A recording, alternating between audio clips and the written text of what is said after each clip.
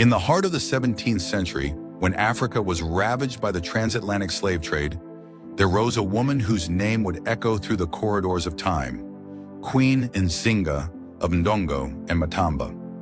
Born into a royal lineage, Nzinga was no stranger to power, but it was the fire of resilience and an unshakable sense of self-respect that would carve her name into history.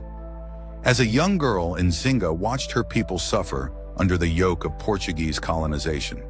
They came with promises of peace but left with chains, tearing families apart and bleeding the land dry.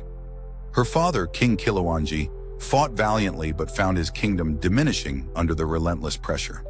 Yet even in the darkest times, Nzinga observed with keen eyes and listened with sharp ears, learning the art of diplomacy and war. When her brother Ngola Mbandi ascended to the throne, the kingdom was in turmoil. The Portuguese demanded tribute, land, and slaves, and in his desperation, Mbandi sought the counsel of his sister.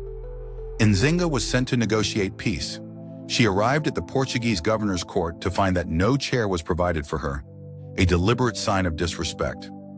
Unfazed, Nzinga ordered one of her attendants to kneel, forming a human chair upon which she sat, looking the governor squarely in the eye.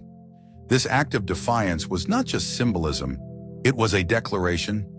Nzinga was not a woman to be disrespected. She negotiated with poise and secured a temporary peace for her people. But peace with the Portuguese was as fickle as the wind. When they broke their word, as colonizers often did, Nzinga was left with no choice but to fight. After the death of her brother, Nzinga assumed the throne, though not without opposition. In a society where female rulers were rare, many doubted her ability to lead. But Nzinga was no ordinary woman. She declared herself king rather than queen, symbolizing that her authority was equal to any man. She led her armies into battle, forged alliances with rival tribes, and even formed strategic partnerships with the Dutch to counter Portuguese dominance.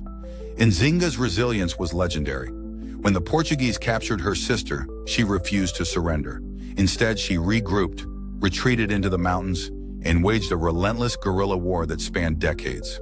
She was a master tactician, using the terrain to her advantage, striking swiftly, then disappearing into the forest.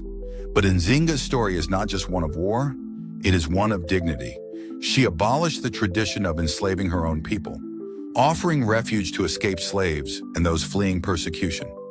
She built a kingdom where the oppressed could find safety, a haven in a time when humanity was sold for profit.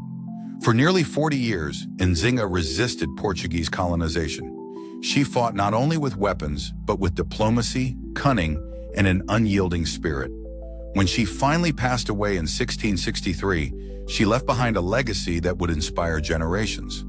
The story of Queen Nzinga teaches us that resilience is not just about enduring hardship.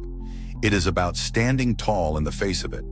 It is about knowing your worth, refusing to accept disrespect, and fighting for what is right, no matter how long it takes. Her life echoes the lesson that true power comes from within. Self-respect is not granted by others. It is claimed by how you carry yourself, how you respond to adversity, and how fiercely you protect your dignity. Centuries later, Nzinga's spirit still whispers through the winds of history. Never bow to oppression, stand firm, respect yourself, and when the world tells you to kneel, build your own throne. Please like, share, and subscribe.